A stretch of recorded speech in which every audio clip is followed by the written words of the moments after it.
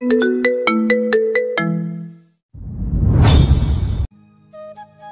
কোণে মেঘ জমেছে।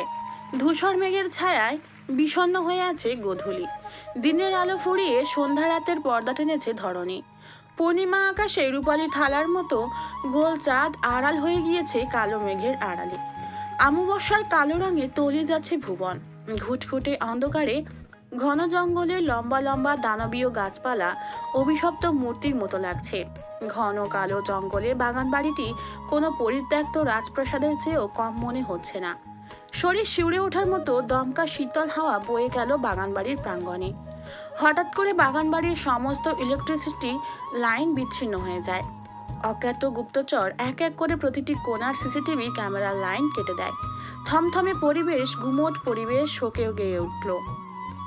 মুহূর্তেই শ্মশান ঘাটের মতো গা ছমছম ভাবে রূপান্তরিত হলো বাগান বাড়ি। রাত তখন 11টা। অস্ত্র হাতে পাহারাদার গার্ডগুলো পায়চারি করছিল।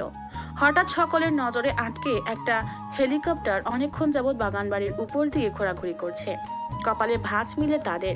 অ্যালার্ট হলো সকলে। কানে থাকা ব্লুটুথের মাধ্যমে একজন আরেকজনের কাছে বার্তা পাঠিয়ে দিল। বাগান বাড়ির আনাচে কানাচেতে থাকা সকল গার্ডরা সতর্ক হয়ে যায়। গার্ডের মধ্যে একজন ন্যাশোর সাথে যোগাযোগ করতে ব্যর্থ হলে বিপদ সংকেত পাঠিয়ে রাখে। সকলে পাখি শিকারীর মতো বন্দুকের সরু নলের নিশানা তাক করে হেলিকপ্টার বরাবর। সেফটি লক খুলে ট্রিগারে আঙুল চেপে ধরে রাখে আলতো করে, পূর্ব প্রস্তুতি হিসেবে। ঝুঁকিপূর্ণ কিছু দেখলে সাথে সাথে আক্রমণ করবে। আচানকই হেলিকপ্টারটা নিচে নামতে থাকে। সকলে একে অপরের দিকে তাকিয়ে বন্দুক নিচে নামিয়ে ফেলে। একত্রে একজোট হয়ে দাঁড়ায়। তাদের ধারণা রিচার্ড এসেছে। রিচার্ড দেশের বাইরে গিয়েছে আজ 3 দিন। প্রায়শই রিচার্ড হেলিকপ্টার দিয়ে আসা যাওয়া করে, আর মাঝে মধ্যে এমন সব অদ্ভুত কাণ্ড করে গার্ডদের পরখ করে। পরীক্ষায় যারা উত্তীর্ণ হতে পারে তাদের ইতালিতে নিয়ে যায়। পরবর্তীতে তারা সরাসরি ড্রাগন গ্রুপের হয়ে কাজ করতে পারে, আর পরাজিতদের উপহার হিসেবে মৃত্যু দেয়। হৃদয়হীন রিচার্ড কায়নাত। শক্ত হৃদয়ের অধিকারী হিংস্র পৈশাচিক সাইকো মস্তিষ্ক দুর্বল লোক পছন্দ করে না। সকল গার্ড নতদৃষ্টি নিবিষ্ট করে। অপ্রত্যাশিতভাবে হেলিকপ্টারটি যখন খুব নিকটে, হেলিকপ্টারের দৈত্যের মতো পাখাগুলো অনবরত ঝড়ে বেগে ঘুরতে থাকার কারণে সোজা পায়ের দাঁড়িয়ে মুশকিল। তখনই হেলিকপ্টার থেকে তরল পদার্থ সকলের উপর এসে আছড়ে পড়ে বৃষ্টির মতো। মুহূর্তের মধ্যে তরল বাষ্পের মতো পদার্থগুলো বায়ুর মতো চারিদিকে ছড়িয়ে যায়। বাষ্পগুলো নাকে যেতেই সকল গার্ড টলতে টলতে পড়ে যায়। গার্ডগুলোকে অচেতন হয়ে নিচে পড়ে থাকতে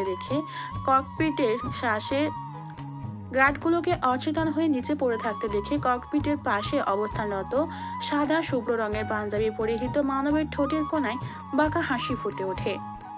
ককপিটকে ইশারায় ইঙ্গিত দিলে এবার হেলিকপ্টার সুইমিং পুলের পাশে বিস্তৃত জায়গায় ল্যান্ড করা হয়। পাখার বাতাসে মৃত্তিকায় সদ্য ভূপিষ্ঠ হওয়া গাছগুলো দুলতে থাকে। ভিতর থেকে বেরিয়ে আসে পাঞ্জাবি গায়ে চাপানো লোকটি। বাতাসের তোড়ে কোকড়া চুলগুলো এলোমেলোভাবে উঠতে থাকে অবাধ্যকতার পরিচয় দিয়ে। বেরিয়ে আসে আরো 2 জন লোক, পরনে সেফটি জ্যাকেট, মুখে নাইট আউল মুখোশ, যার কারণে অবয়ব অস্পষ্ট। ব্যগ্র পায়ে সদর দরজার দিকে এগোতে থাকে ঠোঁটের কোণায় লেপ্টে থাকা অমানসিক হাসির মানব। তার পিছু পিছু যাচ্ছে ছদ্মবেশী 2 জন। পেটানো শরীর হলেও দেখতে তেমন আহামরি নয় তাদের দৈহিক গঠনে। সদর দরজা ভিতর থেকে লক করা। রাজার মতো সামনে দাঁড়িয়ে থাকা মানব ঘাড় বাঁকিয়ে তাকায় তার 2 প্রহরীর দিকে। অভিব্যক্তি অত্যন্ত স্বাভাবিক।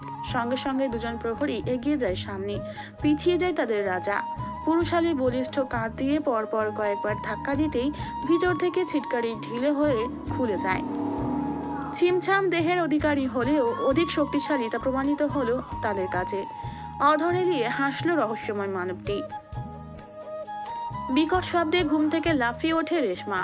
বাগান বাড়ির ভিতরে তখন শুধু রেশমা, নিশি আর এলিজাবেথ ছিল।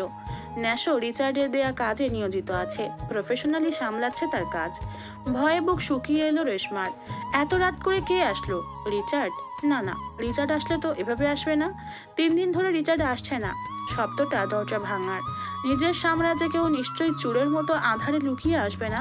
রেশমা একবার তাকালো ঘুমন্ত নিশির দিকে। তারা দুজনেই কিচেনে মেঝেতে ম্যাট্রেস বিছিয়ে একসাথে থাকে। একটু আগেই এলিজাবেথকে রাতের খাবার ঔষধ খাইয়ে শুইয়ে দিয়ে এলো রেশমা। মাঝে একটু সুস্থ হলেও সেদিন রিচার্ডের করা অমানবিক টর্চারে আবারও কিছুটা অসুস্থ হয়ে যায় এলিজাবেথ। সেদিনের পর থেকে একদমই চুপ হয়ে গিয়েছে এলিজাবেথ। এই 3 দিনে একটু শব্দও করেনি। রেশমা বুঝতে পারল না হঠাৎ করে এভাবে গুটিয়ে যাওয়ার কারণ। শুধু অনুভব করেছে এলিজাবেথের ভিতরের সত্তার মৃত্যু ঘটেছে। নিশির ঘুম খুবই গভীর, তাই এত শব্দেও ঘুম ভাঙেনি। বুকে সাহস সঞ্চয় করে উঠল রেশমা। নিঃশব্দে নগ্ন পা ফেলে ডাইনিং এরিয়া থেকে উঁকি দিল রেশমা। সামনে তাকাতেই ভয়ে শিউরে উঠল সর্বাঙ্গ। 3 জন লোক এদিকেই আসছে। অন্ধকারের জন্য অবয়ব অস্পষ্ট হলেও রেশমা বুঝতে পারে এরা রিচার্ডের দলবল নয়। উচ্চতা এবং স্বাস্থ্য কোনো দিন দিয়েই এরা রিচার্ডের সাথে সাদৃশ্য নয়। শুধুমাত্র সামনের জন দেখতে একটু সুস্বাস্থ্যের অধিকারী এবং পেটানো শরীর। রেশমা শুকনো ঢোকিলে কিচেনে যায় আবারও। কিচেন ক্যাবিনেটের উপর দাঁড়িয়ে সরু ফাঁকা জায়গা দিয়ে বাইরে তাকালো। সোডিয়াম আলোতে দেখা যাচ্ছে গার্ডরা মাটিতে লুটিয়ে পড়ে আছে। এবার ভয়ে শরীর কাঁপতে থাকে রেশমার। কাঁপছে চোখের পাতা। তাকালো ঘুমন্ত নিশির দিকে, যে বেঘরে ঘুমোচ্ছে। দিন দুনিয়ার কোনো খবর নেই।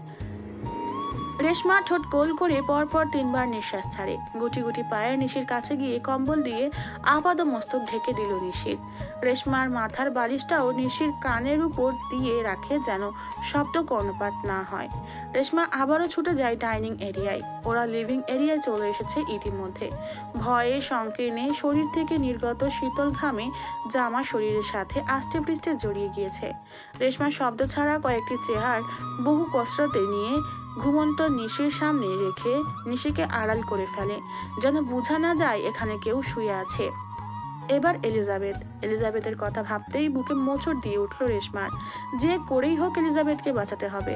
যারা এসেছে তারা নিশ্চয়ই ভালো উদ্দেশ্য নিয়ে আসেনি। শত শত মানুষের রক্ত ঝরছে রিচার্ডের হাতে। শত্রুর অভাব নেই। তাদেরই মধ্যে কেউ হয়তো রিচার্ডের অনুপস্থিতির সুযোগ নিয়ে তার মহল্লায় আক্রমণ করতে এসেছে। 3 ছায়ামূর্তি মানব যতই এগিয়ে আসছে ততই রেশমার কপালের মধ্যভাগে ভাঁজ সুকঞ্চিত হচ্ছে। নিষ্পলক তাকিয়ে থেকে বোঝার চেষ্টা করলো রেশমা। আর একটু নিকটে আসতেই বিস্ময়ে চোখ বড় বড় হয়ে যায় রেশমার। 2 হাতে মুখ চেপে ধরে। সামনে থাকা লোকটির কৃষ্ণ গহ্বরের দিকে তাকালে চিনতে পারে রেশমা।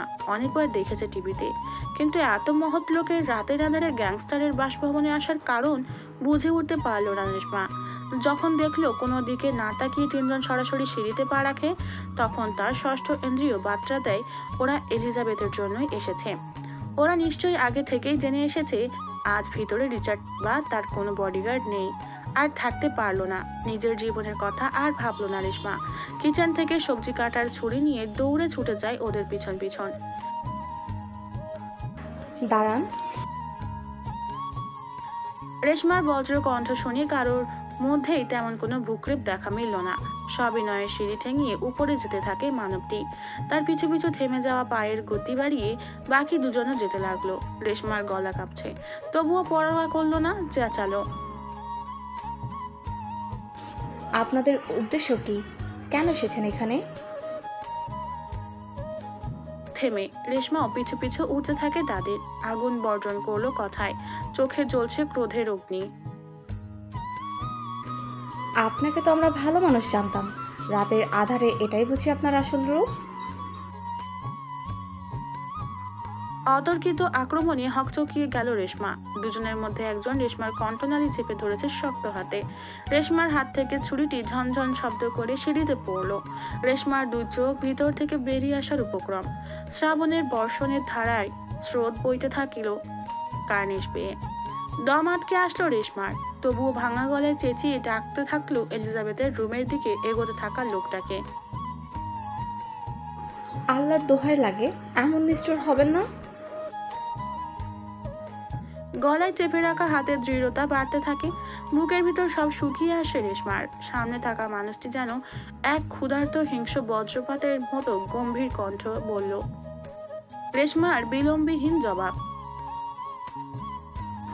আমার মেয়ের কাছে যেতে হলে আমাকে মেরে যেতে হবে। বাঁকা হাসলো লোকটা, ধারালো চিবুকে রহস্যময় হাসি। জ্যাকেটের ভিতর থেকে একটু ছোট সাইজের স্টিল কারামবিটের ছুরি সোজা ঢুকিয়ে দিল রেশমার পেটে। একদম যেন পাকস্থলী খুবলে নিয়েছে ছুরিটি। মুখ দিয়ে রক্ত বের হতে থাকে রেশমার। ফিনকে দিয়ে ছিটকে আসা সদ্য তাজা উষ্ণ রক্তগুলো গিয়ে পড়লো পাশে দাঁড়িয়ে থাকা লোকটির মুখে। চোখ মুখ কুঁচকে ফেলল লোকটি। নৃশংস অপ্রীতিকর দৃশ্য থেকে ভিতরে ভিতরে কেঁপে উঠল, তবু যথাসম্ভব নৃশংস অপ্রীতিকর দৃশ্য দেখে ভিতরে ভিতরে কেঁপে উঠল, তবুও যথাসম্ভব শক্ত করে রাখলো নিজেকে। শরীরের স্নায়ু কোষগুলো অকেজো হতে থাকে ধীরে ধীরে। রক্ত চলাচলের গতি কমে আসে রেশমার। চোখের সামনে সব ঘোলাটে লাগতে শুরু হলো। রেশমা শরীরের ব্যথার থেকে বেশি ছটপট করছে এলিজাবেথের কথা ভেবে। ঠোঁটের কোনায় রহস্যময় মানুষটির মুখ থেকে দ্বিতীয়বারের মতো শব্দ বের হয়। নিরুদ্বেগহীন ভাবে নিয়ে বলল। তৎক্ষণাৎ গলায় চেপে রাখা হাত ছেড়ে দিয়ে সিঁড়ি ভাঙতে ভাঙতে নিচে পড়তে থাকে রেশমা।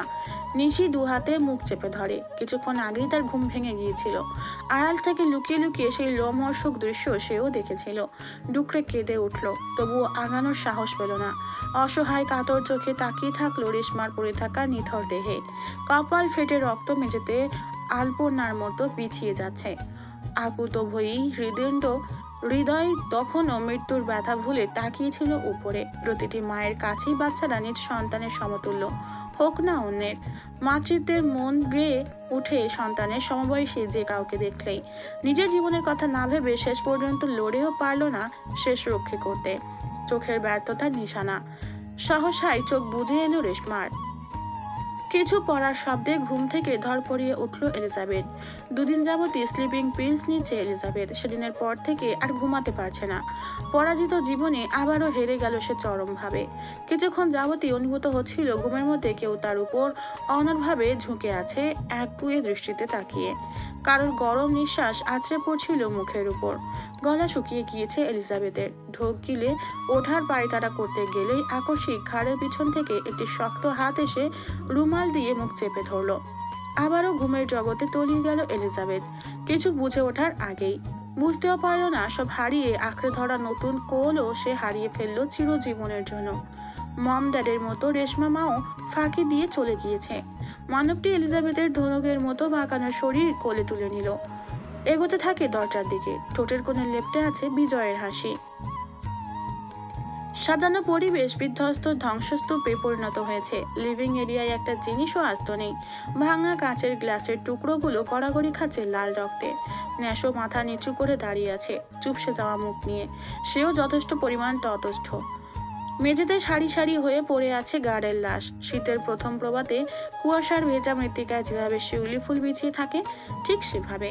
কয়েক মিনিটের ব্যবধানে রক্তের বন্যা বয়ে গিয়েছে রিচার্ড তার লাক্সারিয়াস ডার্ক থিমের লিভিং এরিয়ায়। রেশমার লাশের উপর সফেদ সাদা কাপড় দিয়ে ঢেকে রাখা হয়েছে। নিশি রেশমার লাশের পাশে বসে ঠোঁট কামড়ে কাঁদছে। রিচার্ডের সমুদ্র নীল চোখ দুটোতে ঘনীভূত হচ্ছে আগ্নেয়গিরির অগ্নুৎপাত। ক্ষুধার্ত হিংসের মতো গর্জন দিচ্ছে একটু পরপর। শূন্য দৃষ্টিতে জমে আছে ক্রোধের পাহাড়। অতি ফর্সা অবয়ব আগ্নেয়গিরির লাল লাভার ন্যায় রূপ ধারণ করেছে। থমকে যাওয়া মস্তিষ্কটা ফিরে গেল তার চিরাচরিত পৈশাচিক আত্মায়। পৈশাচিক আত্মার কাছে নত স্বীকার করে রিচার্ড। ক্রোধে মটমট করছে ধারালো চোয়াল। ধুরা সাপের মতো ফোনা তুলছে শুধু। অবশিষ্ট থাকা দুজন গার্ডের মস্তক বারবার সমানে গুলি করে খুলি উড়িয়ে দেয়। অবশিষ্ট থাকা দুজন গার্ডের মস্তক বরাবর সমানে গুলি করে খুলি উড়িয়ে দেয়। হাত বেঁধে হাঁটু ভেঙে বসিয়ে রাখা হয়েছিল তাদের। উদ্বিগ্নতায় ঠাসা মুখ রক্তশূন্য হয়ে ধ্বংসযজ্ঞ পাঁচবাজারে নিবিষ্ট এক অন্তহীন মরিচিকা থেকে মুক্তি নিয়ে দূর আকাশে উড়াল দেয়। শুকনো ঢোক গিলে এগিয়ে আসে ন্যাশো। খাদযুক্ত কণ্ঠে নত দৃষ্টি নিবিষ্ট রেখে বলে,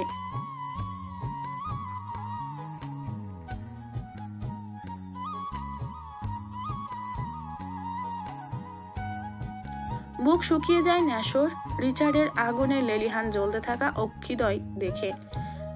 বাক্য সম্পূর্ণ না করে পিছিয়ে যায়। কপালের পাশে নীল রকগুলো আকৃতি বাড়িয়ে জাগ্রত হয়ে ফুটে ওঠে স্থিতিশীলতা থেকে।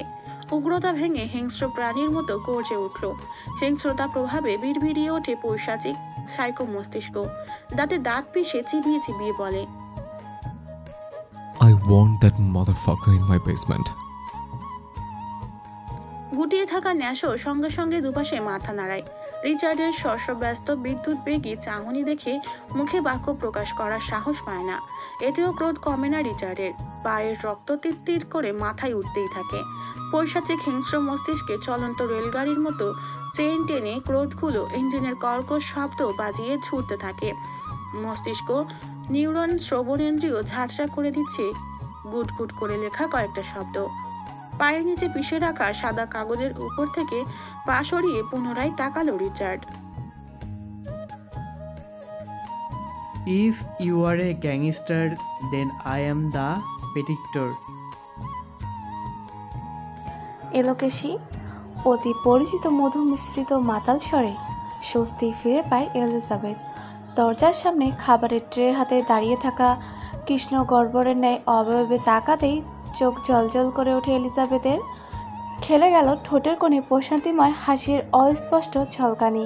চোখ ভিজে এলো, কেঁপে উঠল উষ্ঠদয়। ছুটে গিয়ে হামলে পড়ল পুরুষালীর বক্ষপটে, অঝরে কাঁদতে থাকে। এই মেয়ে, চোখ নামাও, নামা বলছি। তবুও চোখ নামায় না ইবরাত, না চোখের পাতা ফেলে। এক দৃষ্টিতে তাকিয়ে থাকে ন্যাশোর দিকে। 4 দিনের অনাহারের গালের মাংস চুপসে গিয়ে চামড়ার সাথে মিশে গেলেও চোখ মুখে নেই কোনো ক্লান্তির ছাপ। নিমেষের দীর্ঘক্ষণ তাকিয়ে থাকলো মন্ত্রমুগ্ধের ন্যায় এক দৃষ্টিতে। ন্যাশো পানির বোতলের মুখ লাগিয়ে উঠতে উদ্যত হলে হতচেতন হয়ে ফিরে ইবরাত। খই হারিয়ে তড়িঘড়ি করে ব্যাঘ্র কণ্ঠে বলল, আপনি অসম্ভব সুন্দর, আমার দেখা সব থেকে সুন্দর মহাপুরুষ আপনি। কণ্ঠে ছিল জান প্রাণ উজাড় করে দেওয়া সকল মুগ্ধতা, নারী সুলভ আত্মসমর্পণ। ন্যাশো পানির বোতলের কর্ক লাগিয়ে স্যাঁতস্যাঁতে মেঝেতে রাখলো। এক হাঁটু গেড়ে বসলো, হাত পা বাঁধা আহত ইবরাতের মুখোমুখি। অভিব্যক্তি পানির মতো স্বচ্ছ, যা যে কেউ দেখলেই পড়তে সক্ষম হবে। উপর থেকে যতটাই সাদাসিধে পরিষ্কার, ভেতরে জটিলতার পাহাড় ততই বড় এবং ভয়ঙ্কর গোছের। ন্যাশোর অভিব্যক্তিতে কখনো রাগ, দুঃখ, হাসি দেখা যায় না। সর্বদা থাকবে অভিব্যক্তি অত্যন্ত স্বাভাবিক।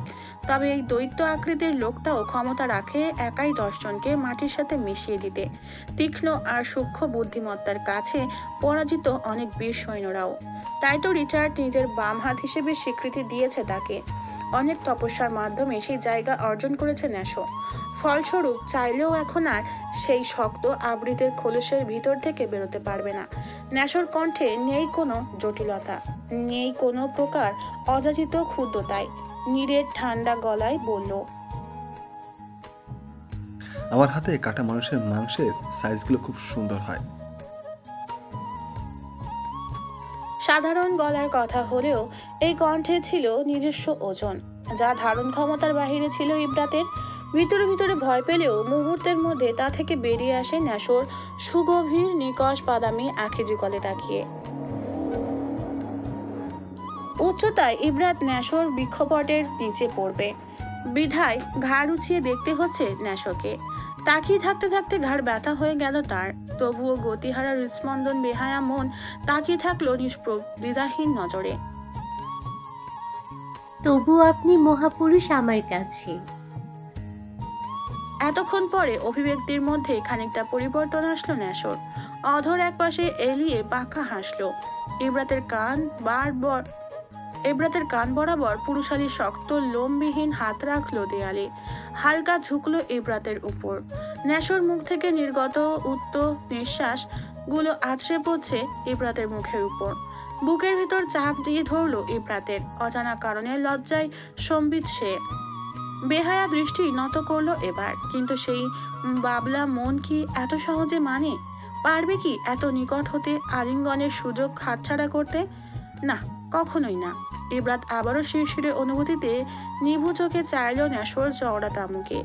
নাজুক মেয়েটার দৃষ্টি সম্পূর্ণভাবে উপেক্ষা করলো ন্যাশো। কাট কাট গলায় বলল, wanna try? ইবরাতের বিলম্বহীন জবাবে I just wanna be yours. এবার কপালের উপরিভাগে ভাঁজের দেখা মিলে। সরে আসে ইবরাতের থেকে, শীর্ণ স্বরে বলে, খুব পাকা পাকা কথা বলছো। 4 দিন না খেয়েও এক ফোঁটা এনার্জি কমেনি দেখছি। পানি দেওয়াও বন্ধ করে দিতে হবে এবার। হঠাৎ বিষণ্ণতায় চুপসে গেল ইব্রাতের মন। ঘাড় ঘুরিয়ে তাকালো পাশের ছোট্ট লোহার খাঁচার দিকে।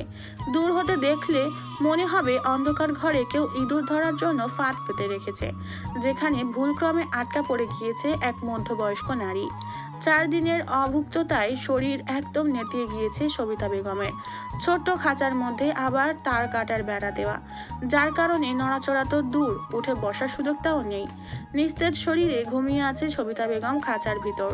মায়ের দিকে তাকালে বুকে মোচড় দিয়ে উঠল ইব্রাতের। সকল মুগ্ধতা, ভালো লাগার ছাপ মুখে গিয়ে শ্রাবণ মেঘের ধারা বইতে শুরু করলো। কণ্ঠ বুঝে এলো কান্নায়, ফ্যাসফ্যাসে আওয়াজে বলল, দয়া করে আমার মাকে কিছু খেতে দেন, এভাবে পানি খেয়ে বাঁচা যায় না। ব্যথাতুর কণ্ঠে গুরুতর কথাটাকেও হেসে উড়িয়ে দিল ন্যাশো। ঠোঁট কামড়ে ভ্রু গুছিয়ে বলল, তুমি বাঁচবে কি করে? আপনাকে পাওয়ার জন্য হলেও আমাকে বাঁচতে হবে। ইব্রাতের তাৎক্ষণিক জবাবে এবার পূর্ণ দৃষ্টি ইব্রাতের উপর দিল ন্যাশো। এলিজাবেথের মতো আহামরি সুন্দর না হলেও মায়াবী ইব্রাত। চোখ জোড়ার মায়ার মাখা একদম। উজ্জ্বল শ্যামলা চেহারা, 4 দিনের অনাহারে পুষ্টিহীনতা দেখা দিয়েছে। হরিণের মতো টানা টানা চোখ জোড়ার নিচে কিছু অবাধ্য কালো দাগ জায়গা দখল করে নিয়েছে। তবে শ্যামলা মুখশ্রী গাঢ় গোলাপি ঠোঁটচোড়া ডোবায় ফোটা পদ্ম ফুলের মতো ফুটে রয়েছে। স্নিগ্ধ এবং স্নিগ্ধতায় মুখরিত পুরো অপয়ব। তবে সেই স্নিগ্ধতার বিপরীতে চিবুক শক্ত করলো ন্যাশো। চিবিয়ে চিবিয়ে ইটালিয়ান অ্যাকসেন্টে বলল, খুব কষ্ট হচ্ছে মায়ের জন্য না? যখন অন্য একটা মায়ের সন্তানকে দিনের পর দিন না খেয়ে রাখতে, তখন কেমন লাগতো? খুব ভালো লাগতো তখন, না? এখন লাগছে না কেন? মেঝে খুব ঠান্ডা, অন্ধকারে থাকতে ভয় লাগছে। তখন ওই এতে মেয়েটার কেমন লেগেছিল ভেবেছিলে একবার? তোমার বয়সে একটা মেয়ে যখন ব্যাড টাচের শিকার হতো, নিজের কাছেও কি একটু ইনসিকিউর ফিল হতো না? 7 হাতের একটা ঘরের মধ্যে দিনের পর দিন একটা মেয়েকে আটকে রেখেছো তোমরা। তখন এত খারাপ লাগা কোথায় ছিল? ডু থিংস পিপলস আর ফুল?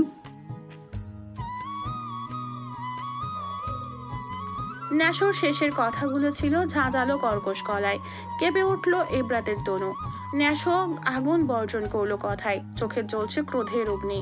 উপরে এবং নিচের মাংসপিণ্ডের ওজনে চোখের গোলমণি ছোট মাছের মুক্ত উপরে এবং নিচের মাংসপিণ্ডের ওজনে চোখের গোলমণি ছোট মাছের চোখের মতো দেখছে।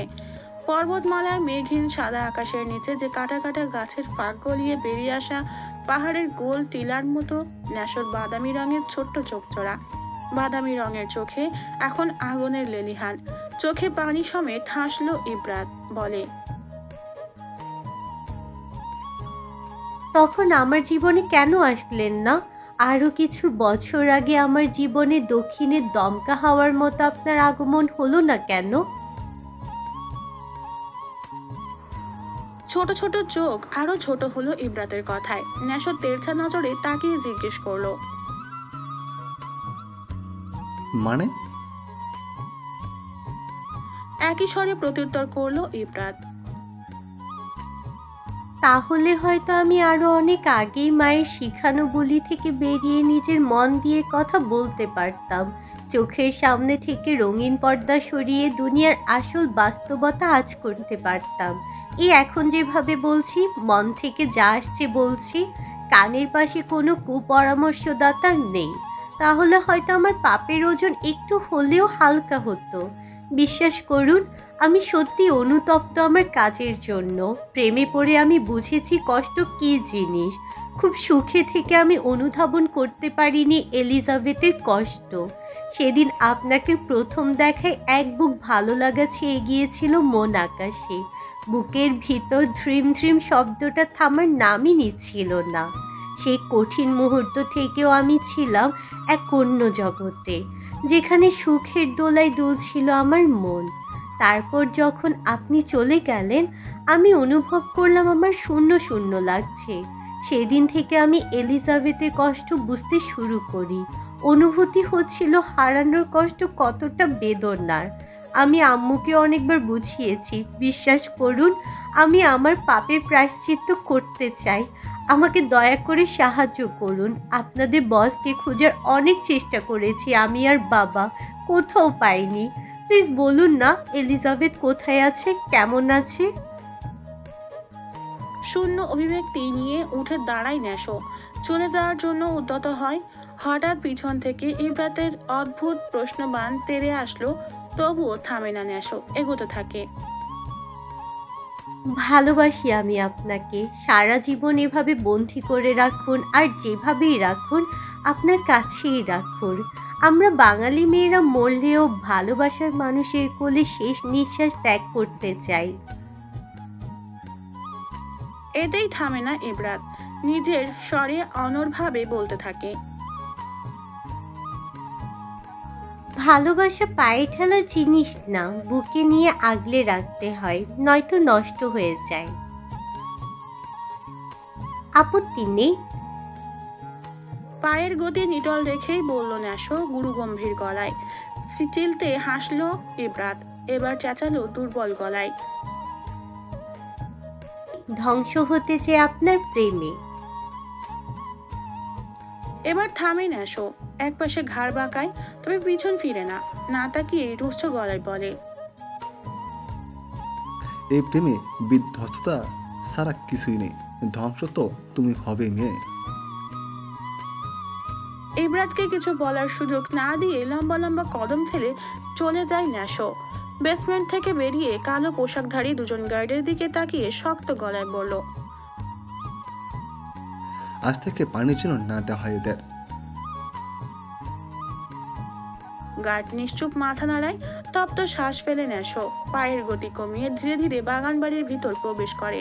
রিচার্ডের হিংস্র আচরণের সম্মুখীন হবার জন্য পূর্ব প্রস্তুতি হিসেবে নিজেকে নিটল করে নিল। ক্লোরোফর্মের রিয়াকশন কাটতেই পিটপিট করে চোখ খোলার চেষ্টা করলো এলিজাবেথ। চোখের পাতা জোড়ায় যেন কেউ বিশাল আকৃতির পাথর রেখে দিয়েছে। অধিক ওজনের তোড়ে চোখের পাতা মেলতে পারছে না এলিজাবেথ। অনুভব করছে তুলার মতো নরম বিছানার সাথে তার ধনুকের মতো বাঁকানো শরীর লেপ্টে আছে। সুস্থ সবল আবাসিক এলাকায় আছে সে। গাড়ি হর্নের শব্দ শোনা যাচ্ছে। খুব সম্ভবত কাছে কোথাও কোথাও ব্যস্ত রাস্তা রয়েছে, যেখানে ছুটে চলেছে যানবাহনগুলো বিভিন্ন উদ্দেশ্যকৃত গন্তব্যে বিরতিহীনভাবে। খোলা জানালা দিয়ে আসছে প্রশান্তিময় প্রকৃতির সতেজ হাওয়া, যা অনেকদিন পর ছুঁয়ে দিচ্ছে এলিজাবেথের শুষ্কতায় খড়িয়ে দেওয়া শরীর। বহু কসরতে চোখ খুলতে পারে এলিজাবেথ। চোখের পাতা খুলতেই ফাঁক গলিয়ে উন্মুক্ত হয় এলিজাবেথের নিকষ সুগভীর কালো আঁখে যুগল। তবে তার সোডিয়াম লাইটের তির্যক আলোতে টিকতে পারল না মাঠে বেশিক্ষণ। তির্যক আলো এসে চোখে পড়তেই হাত দিয়ে চোখ ঢেকে ফেলে এলিজাবেথ। কিছুক্ষণ সময় নিয়ে নিজেকে ধাতস্থ করে নেয়, আবারও চোখের পাতা মেরে উঠে বসে। আশেপাশে তাকাতেই চোখ ছানা ভরা হয়ে যায় বিস্ময়ে হতভম্ব হয়ে।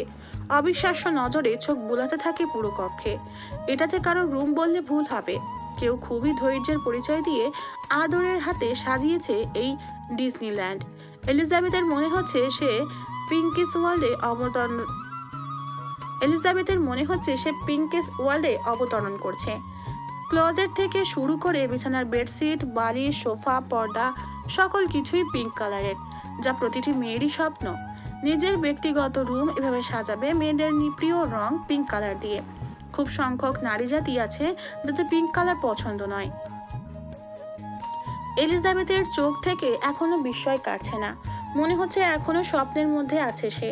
স্যাঁতস্যাঁতে রান্নাঘরের শক্ত মেঝে আর রিচার্ডের সেই ভয়ঙ্কর ডাক থিমের তৈরি আবাসস্থল থেকে নিজেকে এই সাজানো ঘরে কোনোভাবেই মানতে পারছে না এলিজাবেথ। বাচ্চা বয়সের সেই কমন টেকনিক কাজে লাগালো এলিজাবেথ। নিজেকে এই ঘোর থেকে বের করার জন্য জিভ দিয়ে ওষ্ঠ ভিজিয়ে বাঁ হাতে চিমটি কাটলো, একটু জোরেই কাটলো। নখের দাগ বসে লাল হয়ে যায় পাতলা চামড়ায়। ব্যথায় চোখ মুখ কুঁচকে ফেলে এলিজাবেথ। ঠোঁট কামড়ে দম আটকে কাঁপা কাঁপা চোখের পাতা মেললো আবারও এলিজাবেথ। এবার চোখ কৌটো থেকে বেরিয়ে আসার উপক্রম। না, এটা সত্যি। সে কোনো স্বপ্নের জগতে নয়, বরং এই সব কিছুই অবাস্তবিক বাস্তব রূপে ধরা দিয়েছে তার কাছে।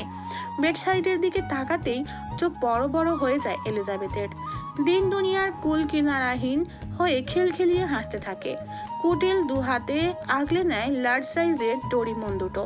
হাতের বাঁধনে দুটিকে আষ্টে পৃষ্ঠে জড়িয়ে ধরতে ব্যর্থ হয় এলিজাবেথ খুব বড় হওয়ায়। এতক্ষণ বিস্মিতার কারণে বালিশের দুপাশে সাজিয়ে রাখা ডোরিমন দুটোকে খেয়াল করেনি এলিজাবেথ।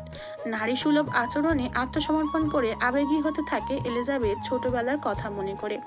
একটা সময় তার রুমও ওইভাবে সাজিয়েছিল তার বাবা নিজের হাতে। তাদের ছোট্ট কুটিরে তৈরি করেছিল ছোট্ট রাজপ্রাসাদ অতি আদরের রাজকন্যার জন্য, যেখানে কমতি ছিল না কোনো কিছুরই। মায়ায় মায়ায় ভালোবাসায় ভরপুর ছিল। এলোকেশি, অতি পরিচিত মুখ মিশ্রিত মাতাল স্বরে সম্বিত ফিরে পায় এলিজাবেথ।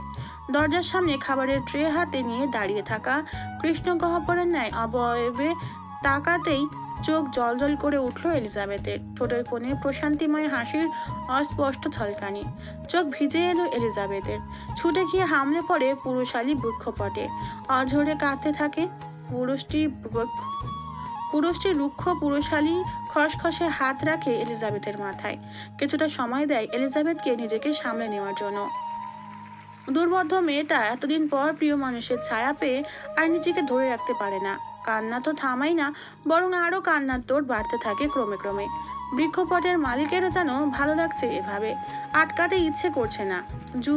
যুগান্তর পর প্রিয় ছায়াকে কাছে পাওয়া, তাও এত নিকটে। মরুভূমির মতো খড়খড় বুকে এক ঝিলিক বৃষ্টি ফোটায় ফোটায় ভরিয়ে দিচ্ছে। দেখ না একটু, সময় এখানেই থেমে থাকুক।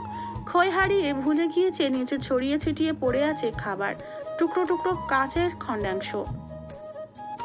কিন্তু আর পারলো কোথায়? এতক্ষণ আড়ালে দাঁড়িয়ে আড়ম্বরে ঘুমিয়ে থাকা মেয়েটাকে দেখে হৃদয় যতটা প্রশান্তি পেয়েছে, এখন ঠিক তার থেকেও বেশি যন্ত্রণাদায়ক লাগছে মেয়েটির কান্না। আড়ষ্ট মেয়েটার কান্নার তোপে কেঁপে ওঠা ঝাঁকুনিগুলো বুক পাঁজরে হাতুড়ি দিয়ে আঘাতের থেকেও গাঢ়। ঝড় উঠে হৃদয় গহ্বরে। অস্থির হয়ে যায় এলিজাবেথের কান্না আটকানোর জন্য। এলোকেশি, এই এলোকেশি, এভাবে কাঁদে না, পাখি গলা বসে যাবে তো। কান্না থামায় না এলিজাবেথের। এই শ্রাবণের বাঁধ আজ এত সহজে থামবে না। ছটফট করতে থাকা মানবটি উপায়ন্তর না পেয়ে দু হাতের আজলায় চেপে ধরলো এলিজাবেথের ভেজা দুটি গাল। কেঁদে কুটে চোখ মুখ লাল হয়ে গিয়েছে। কাপা কাপা চোখের পাতা মেলে তাকালো এলিজাবেথ। দুটো খাদযুক্ত দৃষ্টি মিলে গেল। মানবটির বুকে হিম শীতল হাওয়ায় ছেয়ে গেল। ঠোঁট গহ্বরের ফাঁক গলিয়ে বের হলো প্রশান্তিময় নিঃশ্বাস। কণ্ঠস্বর খাদে নেমে যায় এলিজাবেথের কান্নায়, অস্পষ্ট স্বরে আওড়ায়। আমি আবারও হেরে গেলাম ভালো মানুষ। যে সয় তাকেই কেন সারা জীবন সইতেই হয়? বেঁচে থাকার শেষ আশাটাও হারিয়ে ফেললাম আমি। তোমার কিছু হয়নি এলোকেশি, এভাবে বলবে না প্লিজ। মানে না এলিজাবেথ, পাগলের মতো কাঁদতে থাকে। কাঁদতে কাঁদতে মেঝেতে বসে পড়ে। মানবটিও হাঁটু ভেঙে বসে এলিজাবেথের সামনে। অনুভব করলো কয়েক ঘন্টা আগে তার রাজ্যে আগমন করা এই লাস্যময়ী নারীর কান্না সোজা গিয়ে বিচ্ছে বৃক্ষপটে, যা মৃত্যু যন্ত্রণার সমতুল্য। জমে থাকা সকল কষ্ট আজ উষ্ণতার চাদরে আবদ্ধ হয়ে মোমের মতো গলে ভিতরের তাণ্ডবীয় ঝড় তুলে দেয়। উন্মাদের মতো নিজের চুল টানতে থাকে এলিজাবেথ। মানবটি ঘাবড়ে গিয়ে আবারও বুকের সাথে শক্ত করে চেপে ধরে এলিজাবেথকে। ছোটার জন্য মোচড়ামুচড়ি করতে থাকে এলিজাবেথ। বুকের মধ্যে এলোপাথারি কিল ঘুষি দিয়ে যাচ্ছে, তাও ছাড়ে না মানবটি। অনড়ভাবে বুকের সাথে চেপে রেখে স্বাচ্ছন্দ্যে সব ব্যথা সহ্য করে নিচ্ছে। কান্নার বেগের সাথে তিত্তির করে কাঁপতে থাকে এলিজাবেথের শরীর। আপনি আরো আগে কেন আসলেন না ভালো মানুষ? কেন আসলেন না বলুন না। শান্ত হও এলোকেশি, আমাকে ক্ষমা করে দাও। আমি সেই সময় দেশে ছিলাম না, থাকলে এমনটা কখনোই হতে দিতাম না। বিশ্বাস করো, নিজেকে শক্ত করো। আঘাতপ্রাপ্ত মানুষ একদিন সব ভুলে গেলেও রব ভুললেন না। ক্ষতিগ্রস্ত ব্যক্তির প্রতিটা আর্তনাদ, প্রতিটা শব্দ, অডিও ভিডিও রেকর্ডিং উপরওয়ালার কাছে মজুদ আছে। প্রতিশোধ যদি বান্দা নিত তো অর্ধেক ভালো ছিল, কিন্তু শাস্তি যখন রব নিবেন নিশ্চয়ই তার জগৎ অত্যন্ত কঠোর। নিশ্চয়ই আমাদের সব সরিষা পরিমাণ জিনিস ভুলে না। হঠাৎ এলিজাবেথ শরীরের সমস্ত শক্তি প্রয়োগ করে ধাক্কা মারে মানবটিকে। অতর্কিত ধাক্কার বেগ সামলাতে না পেরে উল্টে পড়ে যেতে নিলেও সামলিয়ে নেয় নিজেকে এক হাতের তালু দিয়ে মেঝেতে ভর দিয়ে। এলিজাবেথের হাত ছিটকে গিয়ে পড়ে ভাঙা কাচের টুকরোর উপর। পাতলা চামড়া ভেদ করে একদম ভিতরে ঢুকে যায় কাঁচ। গলগলিয়ে রক্ত বের হতে থাকে। এলিজাবেথ হাতে বিটে থাকা রক্তাক্ত কাচের দিকে তাকিয়ে আওড়ায়। এগুলো আমার স্বপ্ন ভাঙার টুকরো কাজ, যা ছিল ভাঙা মনের গভীরে। আজ বদলে গিয়েছে সব। আমার ভিতরে ভেঙে চুরে রক্তক্ষরণ হচ্ছে। এলোকেশি, স্টপ বিং সো চাইল্ডিংস। হাত থেকে রক্ত বের হচ্ছে, দেখতে দাও। এগিয়ে আসলে দূরে সরে যায় এলিজাবেথ। ঠোঁটের আগায় জড়ো হয়েছে তার ছেলের হাসি, অথচ চোখ দিয়ে ঝরছে অঝোর শ্রাবণ, না বলতে পারা কষ্টের প্লাবন, যা নিকটে কাতর চোখের তাকিয়ে থাকা মানবের কাছে তীরের ফলার মতো যন্ত্রণাদায়ক। এবার গলার কাঠিন্যতা বজায় রেখে বলল, এলোকেশি প্লিজ, ব্লিডিং বন্ধ করতে হবে। চোখের পানি সমেত অধর এগলিয়ে হাসলো এলিজাবেথ। জড় বস্তুর মতো জমে গিয়েছে একদম। বলে, আমার মনে যে রক্তক্ষরণ হচ্ছে তা রক্তের প্লাবনে ভেসে যাচ্ছি আমি। অপর পাশ থেকে শোনা যায় বিলম্বহীন জবাব, দাগ গেঁথে যাওয়া ক্ষত সরানোর ক্ষমতা হয়তো আমার নেই, তবে কথা দিচ্ছি প্রতিটি ক্ষতর দাগ শুভ্র ফুল দিয়ে ঢেকে দিব আমি। কেউ দেখবে না, কোনোদিনও না। আর আপনি? যদি বাক্য দ্বারাই আমাকে নিয়ে, আমার দেখা নিয়ে, তবে নিজের চোখ দুটো নিজের হাতে নষ্ট করে দেব আমি। দেখব না আমি তোমার ক্ষতের দাগগুলো, তবু সরিয়ে দিতে চাই আমি, মন থেকে চাই।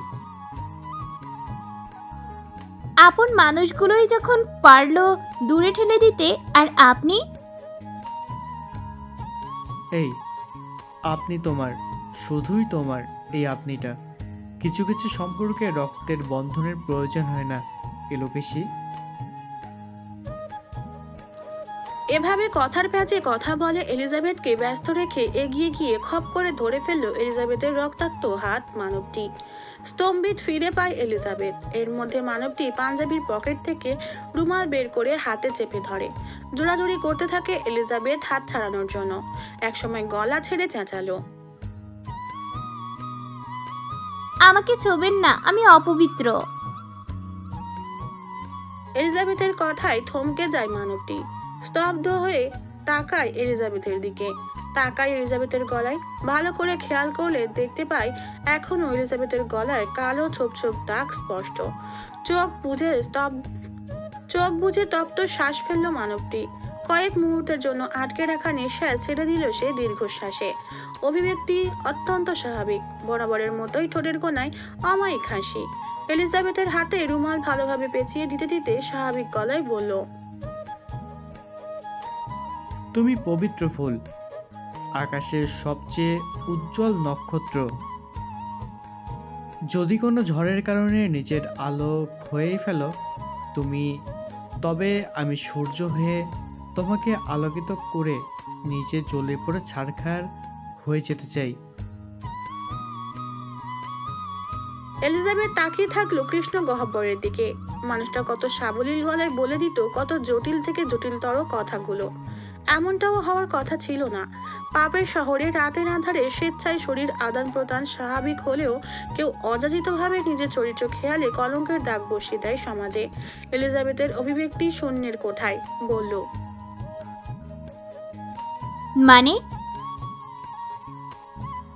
মানবটি রুমাল দিয়ে কাটা জায়গায় সুন্দর করে পেঁচিয়ে দিল।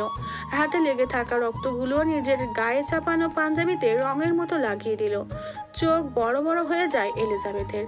বুঝতে পারে না এইরকম উদ্ভট কাজের কারণ। সাদা শুভ্র পাঞ্জাবি রক্ত ঝপার অঞ্জলি রঙে রাঙিয়ে যায়।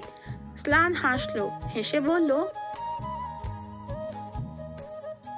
লাগিয়ে নিলাম অপবিত্র রক্ত, নিজেও অপবিত্র হয়ে গেলাম। চলো এবার পবিত্র হই একসাথে, পবিত্র বন্ধনে আবদ্ধ হয়ে। লোকটা কথাগুলো বলার সময় গলায় ছিল না বিন্দু পরিমাণ জটিলতা, জড়তা। নিরুদ্বেগ ভাব নিয়ে দ্বিধাহীন গলায় বলে দিল অবান্তর কথাগুলো, যেগুলো লোকটার মুখে একদমই মানায় না। ব্যক্তিত্ব, প্রফেশন কোনো দিক দিয়েই যায় না উদ্ভট কথাগুলো তার সাথে। এলিজাবেথের অবয়ব দেখে ফিচলে হাসলো মানবটি। পেলব হাতে হাত রাখে এলিজাবেথের গালে। হাতের স্পর্শ লাগতেই যেন কারেন্টের শর্ট লাগলো। ছিটকে দূরে সরে যায় এলিজাবেথ। মানবটি এলিজাবেথের ইনসিকিউরিটি বুঝতে পেরে কিছুটা দূরে সরে বসে। ধাতস্থ গলায় বলে দিল এক অপ্রত্যাশিত কথা। বিয়ে করবে আমায় এলোকেশী? মাথায় যেন বাজ পড়লো এলিজাবেথের। আকাশ থেকে চাঁদ টপকে পড়েছে সোনার মতো চমকালো। মানে এসব আপনি কি বলছেন? সবটা জানার পরেও? সবটা জেনেই বলছি এলোকেশী, আমার হও, সুযোগ দাও তোমাকে শুভ্রতার রঙে রাঙিয়ে দিতে। গম্ভীর হয় এলিজাবেথের কণ্ঠস্বর। কোথায় আমি আর কোথায় কি যাতা বল। এবারও বাক্য শেষ করার আগে ছটপট করে উঠল মানবটি। ব্যগ্র গলায় বলল, এই আপনি তোমার, শুধুই তোমার এই আপনিটা। আমি পারবো না আপনাকে ঠকাতে, মাফ করুন আমাকে। আমাকে উদ্ধার করো এলোকেশী প্লিজ। কপালে ভাঁজ ভাসমান হলো এলিজাবেথের। বলল, উদ্ধার মানে? তোমাকে হারানোর ভয়ে তিলে তিলে শেষ হয়ে যাওয়ার থেকে রক্ষা করো আমাকে। হ্যাঁ আমি জানি তুমি হয়তো আমাকে তেমনভাবে ভাবনি কখনো, কিন্তু আমি ভাবি সেই শুরু থেকেই। সঠিক সময়ের অপেক্ষায় ছিলাম আমি, কিন্তু মাঝখান থেকে এক দমকা হাওয়া এসে সব উল্টাপাল্টা করে দিয়েছে। অনেক কষ্ট করে আবার তোমাকে ফিরে পেয়েছি এলিজাবেথ, আর হারাতে চাই না। প্লিজ আমার হয়ে যাও, তোমার সকল দায়িত্ব আমি নিতে চাই, সারিয়ে তুলতে চাই তোমার মনের ক্ষতগুলো। আপনার সুন্দর জীবনে আমি নোংরা লাগাতে চাই না ভালো মানুষ। এলোকেশী, লুক অ্যাট মি পাখি, ঘুরে দাঁড়ানোর জন্য একটি শক্ত হাতের প্রয়োজন হয়। আমি তোমাকে আমার হাত বাড়িয়ে দিচ্ছি। দেখো যা হয়েছে তাতে তোমার কোনো হাত নেই। এভাবে নিজেকে গুটিয়ে রেখো না। আমরা চাইলে আবার নতুন করে সব শুরু করতে পারি। সব কিছু আমাদের হাতে নেই। জীবনে এমন অপ্রত্যাশিত অনেক কিছুই হয়। আমরা চাইলে চেষ্টা সুন্দর করতে পারি এলোকেশী। আমার স্ত্রী হিসাবে সমাজের সংস্কৃতি দিতে চাই তোমাকে, মুছে দিতে চাই তোমার সকল কলঙ্ক। চাঁদেরও কিন্তু কলঙ্ক আছে, তবুও মানুষ সবসময় তার প্রিয় মানুষটাকে চাঁদের সাথে তুলনা করে। আর তুমি তো আমার বাগানে ফোটা সবচাইতে রঙিন ফুল, যার স্নিগ্ধতা আর শুভ্রতায় হিংসে করে বাকি ফুল। তুমি হাতটা শুধু ধরো, আমি দেখিয়ে দেব সত্যিকারের সম্পর্কের মানে কি। বিরতিহীনভাবে কথাগুলো বলে হাত সামনে বাড়িয়ে দেয় লোকটা। এলিজাবেথ ভেজা চোখে একবার তাকালো সুখের আশায় বাড়িয়ে দেওয়া হাতের দিকে, অতঃপর তাকালো কাতর দুটি চোখে। সহসাই চোখ বুজে বলল, আমি পারবো না আপনাকে কখনো স্বামীর অধিকার দিতে।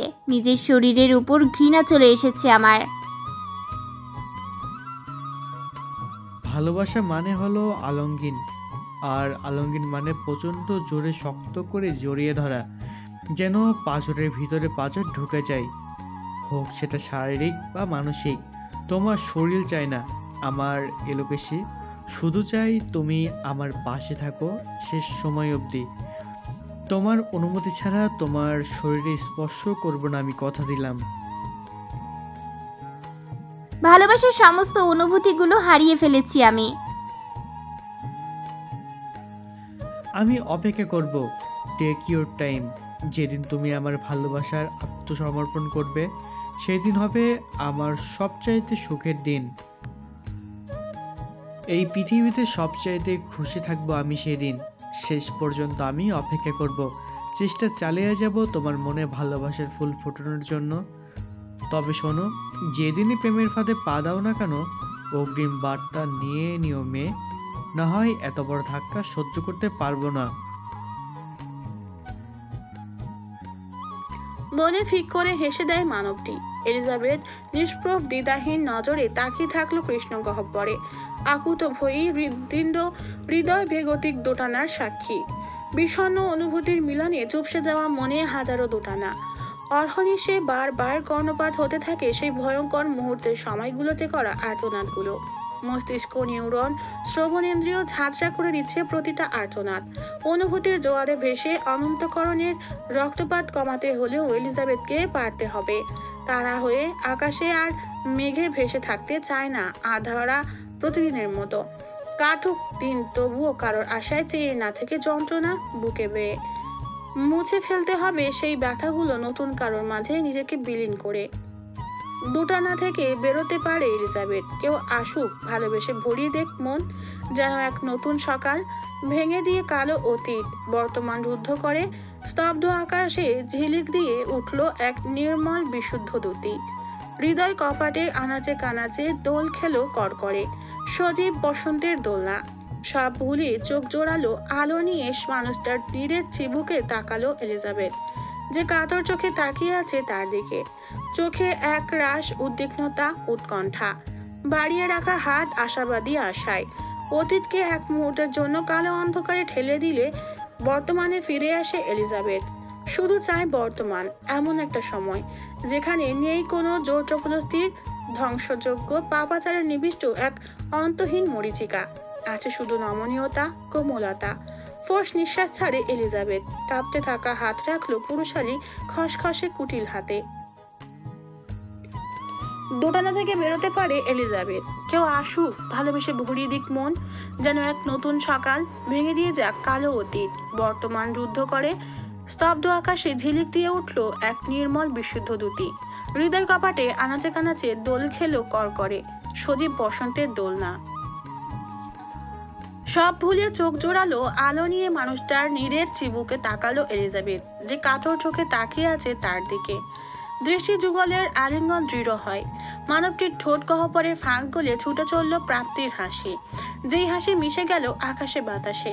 এলিজাবেথকে সাবধানে তুলে নিয়ে খাটে বসালো। কান্নার তোর কমে এলো এলিজাবেথের। শান্তির স্রোত বহমান মুখশ্রীতে। মানবটি এলিজাবেথের হাত দু হাতে আবদ্ধ করে নিল। নিদারুণ কোমল স্বরে বলল, আমি কোথায় আছি এখন? কতক্ষণ যাবত এখানে আছি? এখন কটা বাজে? এতক্ষণ ঘুমিয়েছি আমি? ওটা আপনি ছিলেন? আমাকে ডাক দিলেন না কেন? আর সত্যিটা আপনি জানলেন কি করে? আর ওই গোপন জায়গায় পৌঁছালেন কিভাবে? আমার চাচা কেমন আছে? ওই পশুটা ওদের কোনো ক্ষতি করেনি তো? এবরাত ঠিক আছে তো? আরে আরে, শ্বাস তো ফেলো, ধীরে ধীরে প্রশ্ন করো, আমি উত্তর দিচ্ছি। বলুন না। আচ্ছা আচ্ছা দিচ্ছি। প্রথম প্রশ্নের উত্তর হলো, এতটা আরম্ভে ঘুমাচ্ছিলে যে ডাকতে ইচ্ছা হলো না। আর সত্যিটা জেনেছি শিহাবের কাছ থেকে। দুদিন পরে দেশে ফিরে শিহাবের সাথে দেখা করি। আমি তখনই সব জানতে পারি।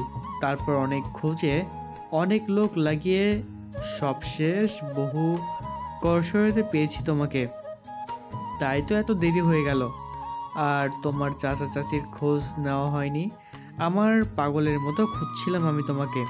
আমাকে ক্ষমা করে দাও এলোকেশী। তোমার এত খারাপ সময় আমি তোমার পাশে থাকতে পারিনি। দেশে এসে আমরা ওদের সাথে দেখা করতে যাব কেমন? ফিরে এসে মানে কোথায় যাচ্ছি আমরা? আমরা ভোরের ফ্লাইটে আমেরিকা যাচ্ছি। কেন? আপাতত ওইটাই আমাদের জন্য সেভ হবে। ওই গ্যাংস্টার এখন দেশে আছে, নিশ্চয়ই পাগলের মতো খুঁজছে আমাদের। রিচার্ডের কথা মনে পড়তেই বিষাদে ছেয়ে গেল এলিজাবেথের মন। আবারও চোখ ভিজে আসে ভাঙা গলায় শুধায়, কেন আমার এই নোংরা জীবনের সাথে জড়াতে চাচ্ছেন? কতদিন পালাতে পারবেন এভাবে? অপর পাশ থেকে শোনা গেল রাজবাড়ি আওয়াজ। বলল, গোপনীয় হলো শক্তি, মানুষ যা জানে না তা ধ্বংস করতে পারে না। আর তুমি তো আমার কাছে সবচেয়ে মূল্যবান জিনিস, যা সম্বন্ধে আগলে রাখবো আমি সারা জীবন। শুধু একবার লিখিত দলিলকৃতভাবে আমার হয়ে যাও, কারো সাধ্য নেই আমাকে তোমার থেকে আলাদা করার। বিষণ্ণ মন তবুও মানে না। চোখের সামনে ঝলক দিতে থাকে রিচার্ডের নৃশংসতা। হঠাৎ মৃত্যু পথযাত্রী রোগীর মতো ছটফট করতে থাকে এলিজাবেথ। ছটপটে গলায় বলতে থাকে, রেশমামা, রেশমামা, নিশি, ওরা কোথায়? আমাকে না পেয়ে নিশ্চয়ই ওই জানোয়ারটা ওদের মেরে ফেলবে। যে করেই হোক ওদের বাঁচান। এই মাতৃ ছায়া আমি হারাতে চাই না। হারাতে হারাতে সর্বশান্ত আমি। মানবের মুখে আধার নেমে আসে। এলিজাবেথের কাছে চেপে গেল পুরো বিষয়টি। এই সুন্দর মুহূর্ত নষ্ট করতে চায় না কোনোভাবেই। জলদগম্ভীর গলায় বলল, তুমি চিন্তা করো না এলোকেশী, আমি ওনাকে তোমার কাছে নিয়ে আসবো খুব শীঘ্রই।